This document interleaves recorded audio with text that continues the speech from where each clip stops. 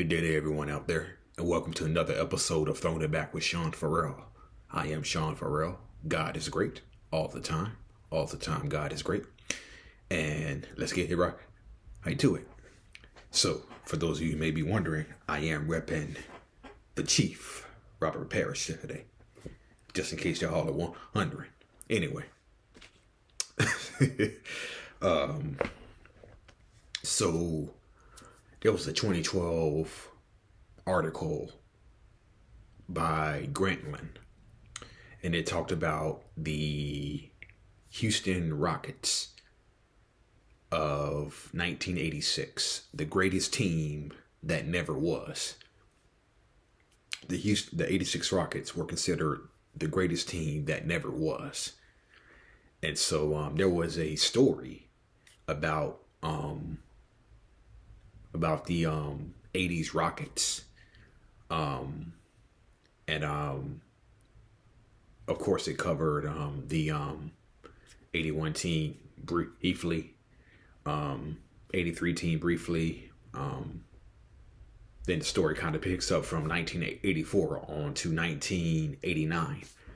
So it was a very good article that I read on Grantland. Hold on.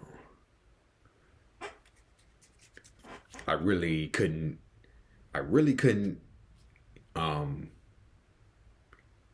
concentrate fully with that little speck I saw on my screen. Okay. Anyway, back to it. So, the Rockets made the finals in 81. Lost to the Celtics in 6 games. Moses Malone was actually the MVP in 1982, that next year. Then Houston lost in the first round, and then the Rockets traded Moses Malone to the 76ers for Caldwell Jones, okay? They traded him to the Sixers for Caldwell Jones and Cleveland's number 1 pick in 1983, okay? So,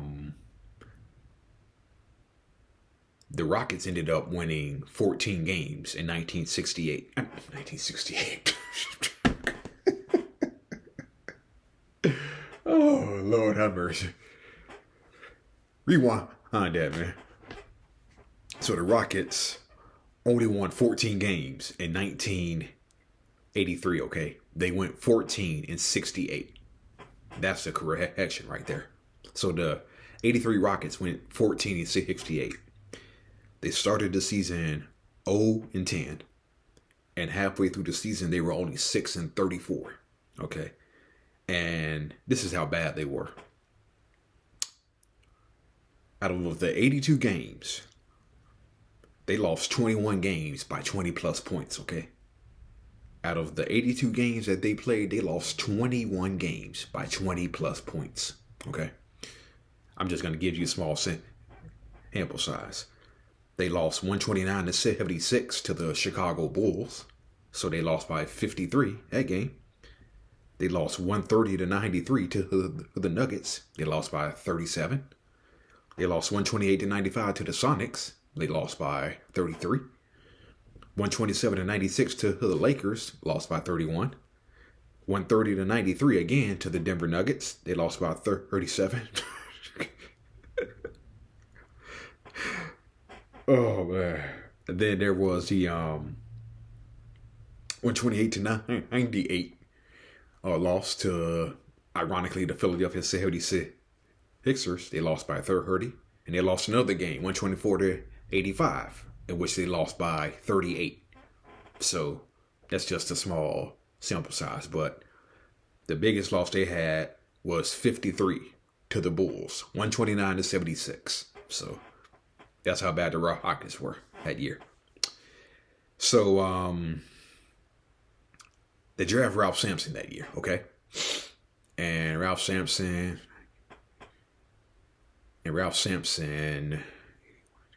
okay.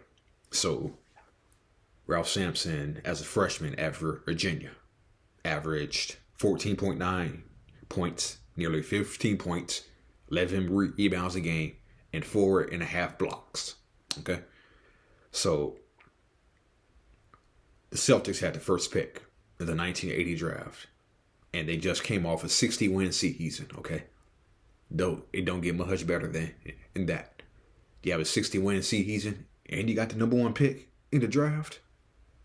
Man, riches. So Red Auerbach came to Ralph Sampson's house and said, "Hey, I want you to play for the mighty Boston Celtics." And Ralph Sampson actually told this story recently. He recently told this story on The Herd with Kyle and Hal Herd. He recently told this story years ago. He said Red Auerbach came to his house. Okay. Red came to his house and he said, "Hey, I want you to play for the mighty Boston Celtics." And Ralph Sampson actually thought about it, but he ultimately decided to stay in school. So then, after Sampson decided to stay in school, that's when Auerbach traded the number 1 pick, the Celtics' number 1 pick, along with the 13th pick, to Golden State, which allowed the Celtics to select Kevin McHale and trade for Robert Parrish. Okay. So that's how Bird, McHale, Parrish got together, because Ralph Sampson ultimately decided to stay in school. And this story is kind of like a cause and effect story. Okay.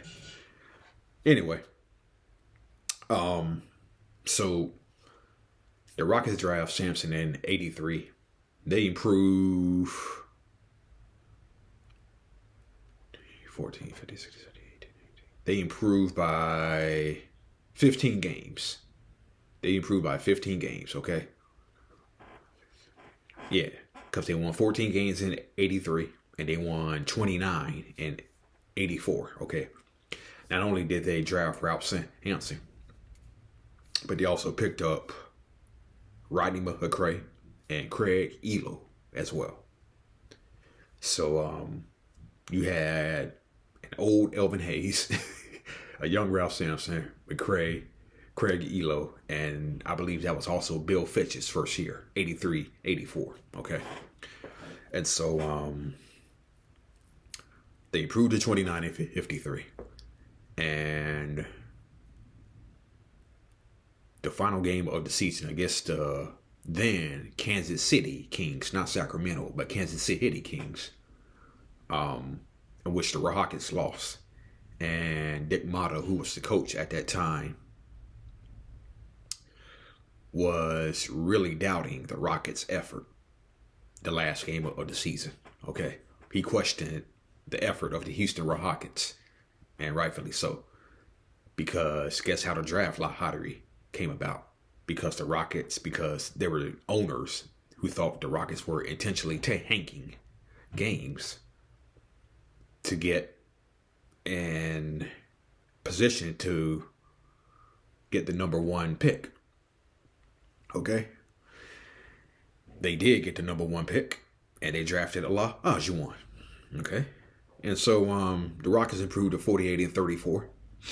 Not only did they have Sampson and Olajuwon that year, but they also had John Lucas, Louis Lloyd, Mitchell Wiggins, Rodney McCray. They added a guy named Jim Peterson.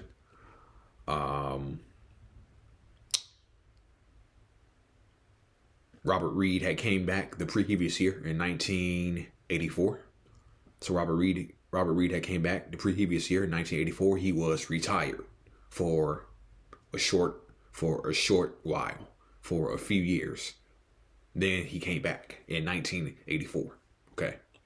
So the core was there. The core was intact. The core was in place. And then you also had Allen Level at that time. And Reed and Level were the 2 senior members from the 81 Rockets squad that went to the finals. Okay. So everything was all set for 86. The core was The whole core came back. Um, the core was back. They added, I guess you can say, a few players. They added Greenville Waiters, Steve Harris, and Hank McDowell. Other than that, the players that I just mentioned, Elijah Sampson, McCray, Elo, Jim Peterson, Lewis Lloyd, Reed, Alan Lehevel, they were all there. Okay. And as a result, they went 50-32. 51-31. Excuse me. And swept Sacramento in the first round. Defeated Denver in 6 games. The Houston coaches were actually surprised that they got through, that they won against the Nuggets, because you go to Denver and that high altitude, you can't breathe in that high altitude in Denver. So, yeah, so you can't breathe while But anyway, so they sweep Sacramento, get past Denver, then they face the Lakers, and the Lakers blew them out in game 1. The Lakers blew them out in game 1. And Rockets came back for game 2. Olajuwon really dominated game 2. They tied the series. And Bill Fitch recalls an adjustment that he made after game 1. They said, Bill Fitch says that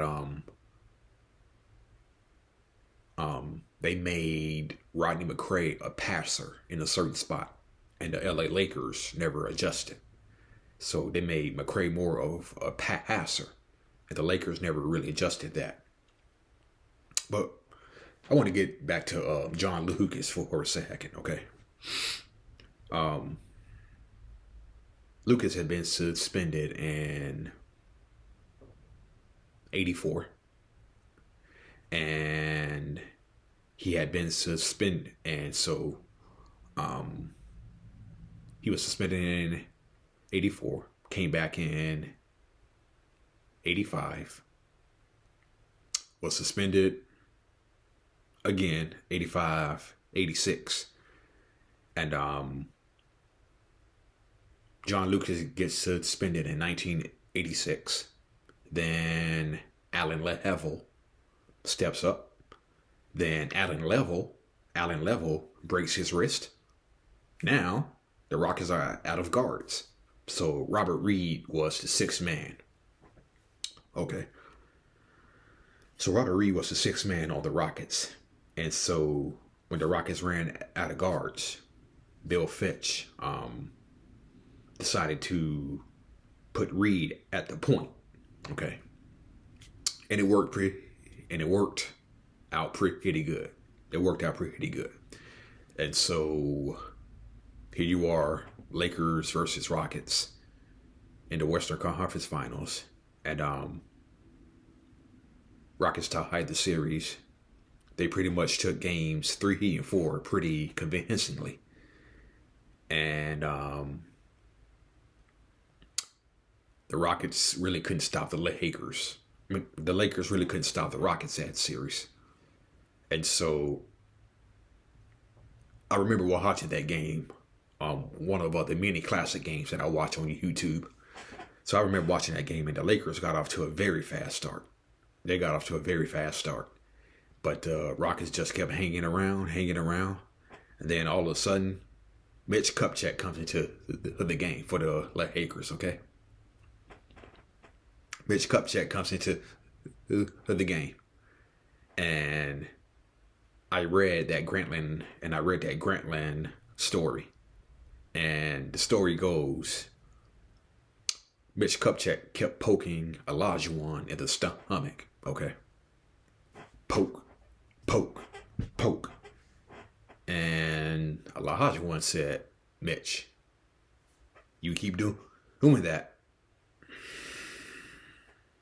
Okay. Mitch kept doing it. Olajuwon says, I've had, Olajuwon says, I've had enough. Olajuwon snapped, and they started throwing punches. And and Kurt Rambis had a saying, and Kurt Rambis had this to say about how that had Rambis versus Mitch Kupchak fight. Kurt Rambis said the only thing that fight did was validate the fact that basketball players can't fight. But still, punches were thrown. There's a photo of Jess Kersey, Jess Kersey, one of the great officials in the NBA. There's a photo of him taking Olajuwon down like that at his waist, and Kupchak and Olajuwon are pow, pow, pow, pow, pow, right above Jess Kersey. And so Olajuwon got thrown out. Mitch Kupchak got thrown out. But Ralph Sampson stepped up. But Magic Johnson also stepped up too, because Byron Scott had a chance to win the game. Win the game, but Byron Scott missed a jumper with 1 second left. And so the Lakers are thinking overtime, okay? Then the famous shot that has been replayed so many times over and over again in NBA history. The Sampson buzzer beater. And you see that photo of Michael Cooper like, just laying on the floor like, oh my goodness.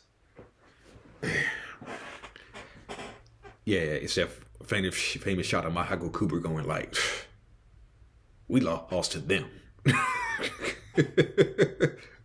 Just ask Michael Cooper. The best of enemies. You seen that best of enemies? Lakers versus Celtics? When Michael Cooper said, we lost to these guys. Okay. Yeah, but Boston took the first 2 games at home versus the Rockets pretty convincingly. That's why I say the 86 Celtics were one of my favorite teams. One of my favorite teams in NBA history. The 86 Celtics were one of my favorite teams in NBA history. Nonetheless, the Rockets won Game 3. Sampson had 24 and 22. The key play that happened in Game 3 was a Mitchell Wiggins tip-in that occurred. Then Olajuwon, a few moments later, had a chance to put the game away with 2 free throws, but he only hit 1.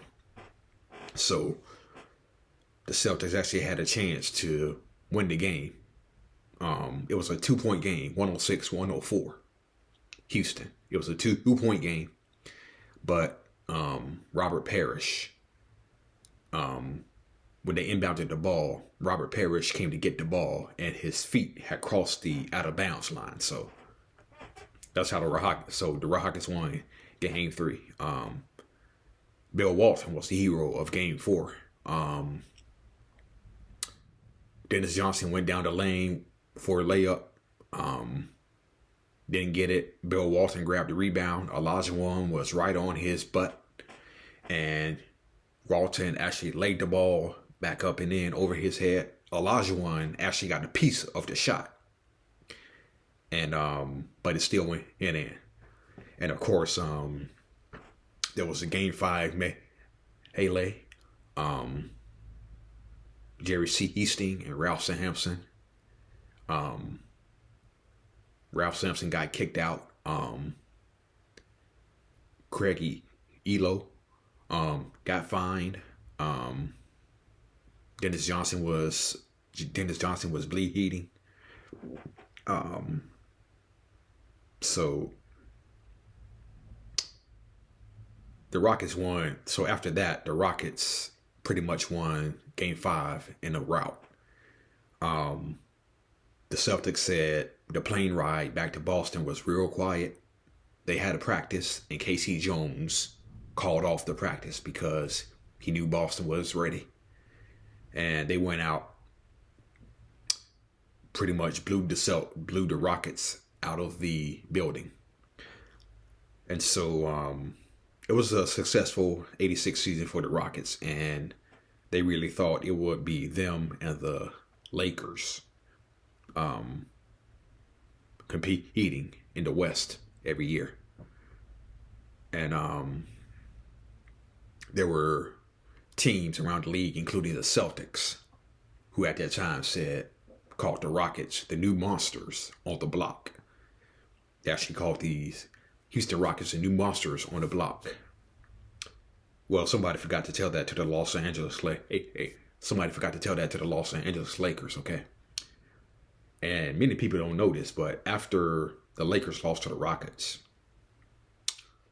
there was the trade that was going to take place where the Lakers were going to send Byron Scott and James Worthy to the Mavericks for Roy Tarpley and Mark Aguirre. That deal was in place, but the trade never happened, okay?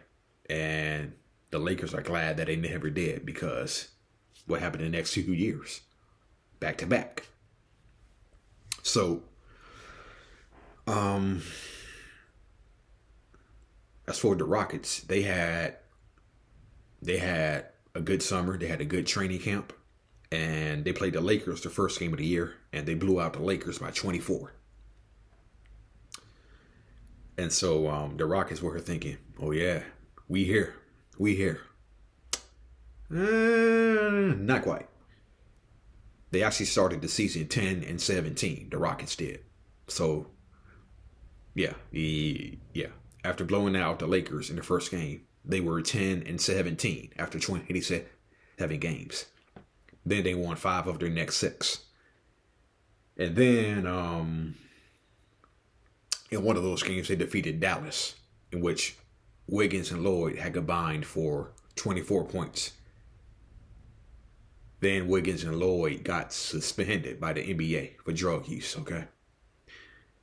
And Robert Reed believes that Mitchell Wiggins and Louis Lloyd were set up, okay? That's the belief that Robert Reed has, that Mitchell Wiggins and Louis Lloyd were set up, okay? And Alan Lebel said in the article, he said that losing those two guys would hurt. And it did. And the Rockets ended up finishing 42-40 that year. And made it to the second round, where they got bounced by Seattle in 6 games, okay? And Jim Peterson was talking about how 85-86 was the best time of his life. Then from there on, it was a tragic point in his life. As far as Rahal Hampson, he actually took a fall in a regular season game against the Celtics in the 85-86 season. He took a hard fall, and one of the things about Ralph was his hip was like a quarter of an inch higher. His left hip, I believe. Yeah. His left hip was a quarter of an inch higher than his right. Okay. And when he came back, overcompensating the hip, that's what began his knees, and he had surgery after surgery, and of course he was never the same player after that. But Mitchell Wiggins and Louis Lloyd were banned for 2 years, okay? And that essentially ended their NBA career. Now, Mitchell Wiggins did come back in 1990 and had his best year in 1990. Louis Lloyd came back in 1990, but he was released after only playing 19 games, okay? So that drug suspension basically ended both Louis Lloyd and Mitchell Wiggins' career. Now, Wiggins will go on to play one more year with the Philadelphia 76ers in 1992. But after that, he retired. And Carol Dawson recalls they were playing the Nuggets in Denver in 86-87, and there was a wet spot. And Lafayette, Fat Lever, had just stole the ball. So they're going back up court. Then the Rockets steal the ball back. Then Ralph comes back to that same spot, slips on that wet spot. And that was it. He never was the same. And Ralph Sampson, by his own admission, said he came back too quick. Ralph Sampson said he came back in 8 weeks. And most guys would have been out a year. But he came back in 8 weeks. He could still run he could still run, but Carol Dawson, who was one of the assistants at the time, and also was an assistant for Rudy T when he later coached the Rockets, said he couldn't stop, but stopping, turning around, and changing directions, he couldn't do that no more, and it completely changed his game. And so Steve Patterson, the general manager, said we would never trade Ralph Sampson. And before the 1988 season, Sampson had signed a new deal. Okay. Steve Patterson said, we'll never trade Ralph Sampson. Never trade Ralph Sampson. Well, 19 games into the 87-88 season, they traded Ralph Sampson. Okay. And they traded him to go Golden State along with Steve Harris for Sleepy Floyd and Joe Barry Carroll. Okay. So they never really told Ralph Sampson. The Rockets never told Ralph Sampson about the trade, okay? And he never got along with Coach Bill Fitch, which is a pretty recurring theme among players who have trouble with Bill Fitch. Ralph Sampson didn't get along with him. Derek Coleman didn't get along with him. Kenny Anderson didn't get along with him. Seems to be a recurring theme among players not getting along with Bill Fitch. Maybe it's a little bit of the player. Maybe it's a little bit of the head coach. Nonetheless, Ralph Sampson and Bill Fitch never got along from day one. Okay, never got along from day one. And they sent him to go Golden State.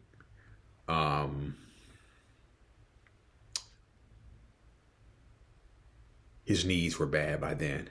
And Don Nelson recalls at the time the deal. He said Joe Barry had worn out his welcome in Golden State.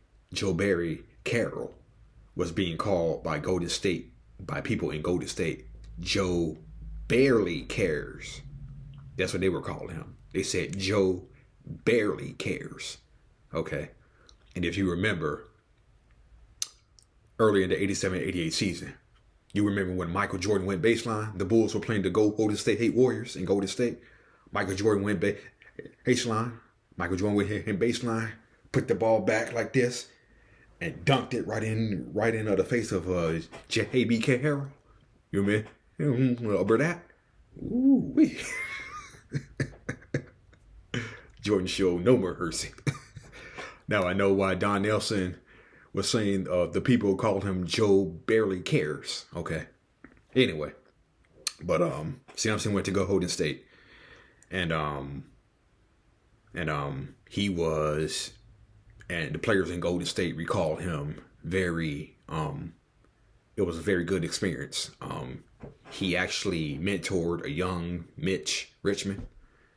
Mentored him not just about the game of basketball, but the game of life. Mitch Richmond credits Ralph Sampson mentoring him early in Mitch Richmond's career. So he mentored a young Mitch Richmond. The Warriors, he also had Chris Mullin.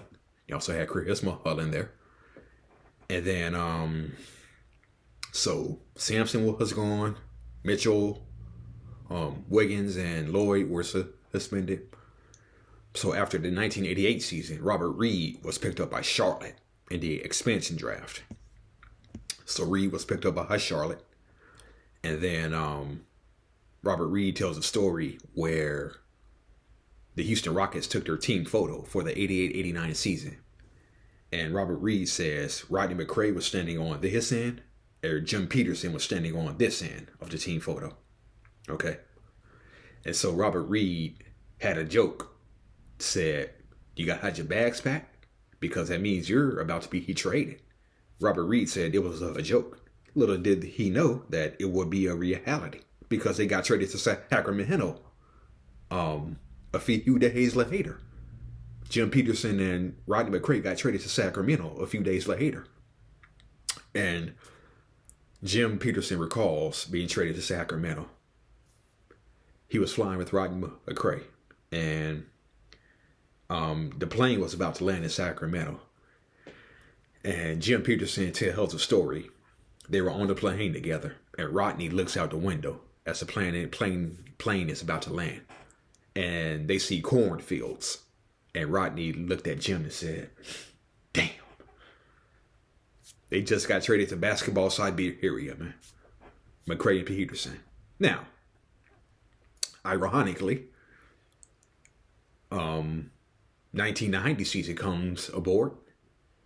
They trade Jim Peterson to Golden State for Ralph Sampson, and who is one of Sampson's teammates in Sacramento, Danny Ainge, who was on the 86 Celtics. And despite all the knee injuries, Kings players, Warriors players, and you can ask Danny Ainge this. Danny Ainge said it gave him a real appreciation playing with Ralph, gave him a real appreciation for Ralph Sampson, because despite his knee injuries, Ralph consistently worked to get his game back. But his knees were just too bad. Okay?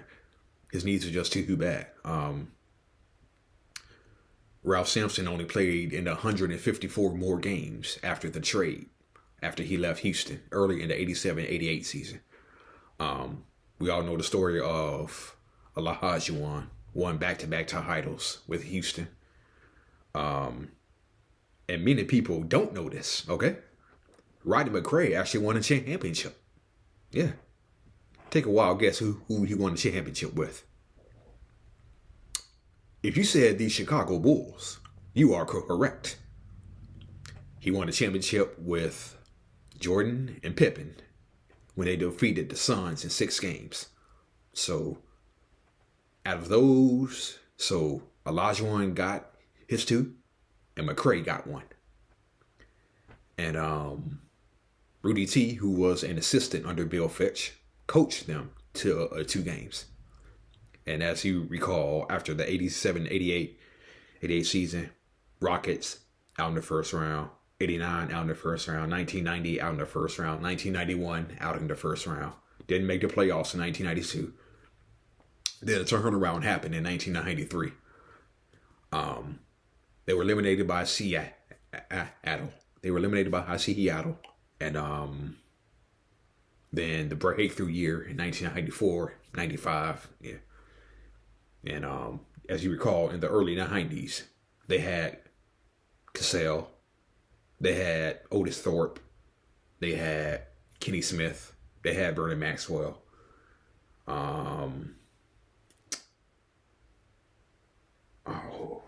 They had Mario Ellie.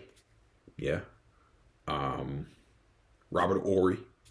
So, but you ask Laker players, you ask Celtics players, you ask opposing teams, and they all say the same thing. I wonder what could have been if that 86 team that went to the finals could have stayed together for at least 8 years. Okay?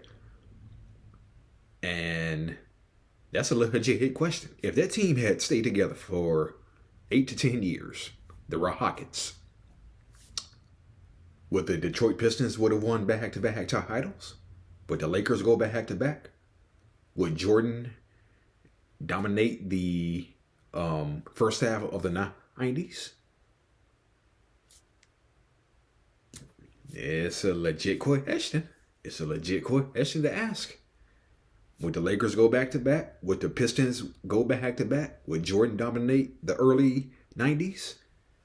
So, would the Rockets win? Would the Rockets win 2 straight in 94, 95?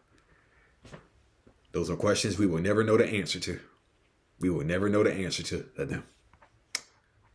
Like I said, the greatest team that never was. All right.